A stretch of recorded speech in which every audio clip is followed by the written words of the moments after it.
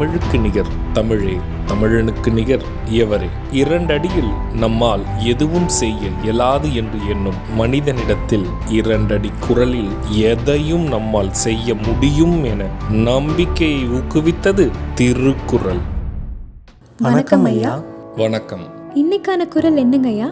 இன்னைக்கான குறள் அதிகாரம் 110 குறிப்பு அறிதல்.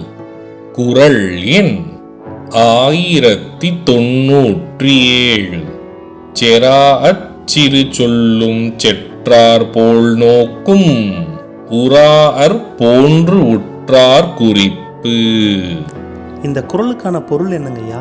இதற்கான பொருள் மற்றவர் முன்னிலையிலும் வெளிப்படையாகவும் பகைவர் போல் அயலார் போல் பேசுவதும் நடந்து கொள்வதும் உள்ளத்தால் காதல் கொண்ட ஒழுக்கமுடையோர் செயலாகும்.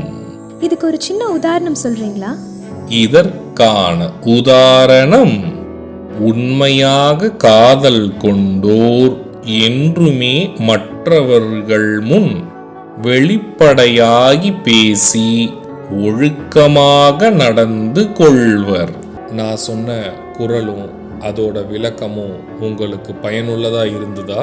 ரொம்பவே பயனுள்ளதா இருந்தது. சரி பசங்களா, நாளைக்கும் இதே மாதிரி சுவாரஸ்யமான குறளை பார்ப்போம். நாளைக்கும் இதே மாதிரி இன்னொரு குறள் பத்தி தெரிஞ்சுக்க ஆர்வமாவும் இருக்கும்.